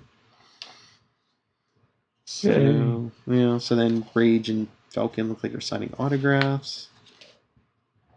Looks like Rage is going home on the subway when he sees a break-in at a pawn shop, Charlie. And who's in the pawn shop? One of my favorite villains of all time. Man Mountain Marco. And he's back. And Speed Demon. And Speed. Yeah, well, him too. You know. I'm sure there's someone for whom Speed Demon is just as cool of a character as Man Mountain Marco is, to me. Hey, Speed Demon's a better identity than Wizard. Yeah, well, slightly. A yellow costume and you call yourself Wizard? Yes, well. It's always my headcanon that it was a gamma irradiated mongoose that he got the blood from. Because it was green, man. Wasn't Speed Demon part of the one of the Squadron Sinisters, and then he became Speed Demon when he came to this Earth? See, more illegal multiversal people coming to this planet and committing crimes. There is a Speed. I don't think that's this one. I think this is the Speed Demon who's native to this universe. I don't think he's a Squadron Speed Demon. I'm not sure. They do weird things with these characters. And after all the Secret Wars and everything else, who knows? Yeah, exactly. It might be. Who knows? But I would think if he was like one of the Squadron guys, he'd be hanging out with the Squadron. Mm-hmm. But like I said, I'm just glad to have Man Mountain Marco back again. Yeah, but so they knock out Rage, and then they take off. And who finds Rage? The AmeriCops. Oh, yeah. Knew that was happening. Mm-hmm. Saw that coming. Like I said, this was a good issue. It probably would have been my pick of the week if we would have got more of the old guy. Mm-hmm.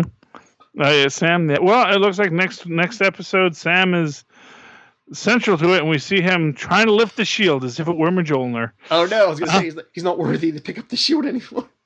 Yeah. Give back the shield, man. Hashtag keep the shield. Don't let that Hydra Cap get it. Okay. I think that's all our books this week. Oh, my goodness. No. A mere 2 hours in. Just barely under 2 hours, yes. All right. So then let's get out of here. Share your thoughts on us, or like our good friend Stockton Piner, if you want to review any books that we aren't getting, because hard as it is to believe, there's plenty of books we're not reading. And soon to be more, because we got to cut some of these people. That's right, man. It's like 2 of every character. But Marvel are killing us. But if you would like to share in our pity party, you can always email us, marvelroundup@gmail.com. On Facebook, we're facebook.com/allnewmarvelroundup. Our Twitter is @Marvel_Roundup. And we even have an Instagram, Marvel Roundup. And Charlie, where can people find you? Well, you can always follow me on those Twitters like the hot kids do these days, @CharlieEsser. That's CharlieEsser. Look for the 2 E's right there in the middle for quality. And, of course, write to me on that old-fashioned email where Maz and Paz once did, @superconnectivityblog@gmail.com. That's superconnectivityblog, all one word, @gmail.com. And as for me, you can always email me, nightwingpdp@gmail.com. Talk to me about anything Marvel or DC. On Twitter, I'm @nightwingpdp. And check out my other shows, the DC shows, Legends of DC, Before the Bat. I'm on World's Finest on Channel 52 with Lil of Hellfire, reviewing DC comics just like this. And make sure to catch me and Charlie in a few days on Super Connectivity right here. Check it all out. It's all good. And check out Charlie Esser on the Gamma Cast on 80s Reboot Overdrive. See, people, we're busy. We're very busy. Mm-hmm. All right. So that's it. Come back next week. I have bad feeling it's going to be even bigger. I know it's going to be bigger, so get your snacks as you're going to be here for a while. But until then, take it easy, and remember, we're going to build a wall around this universe. It's going to be huge. Good night. Good night.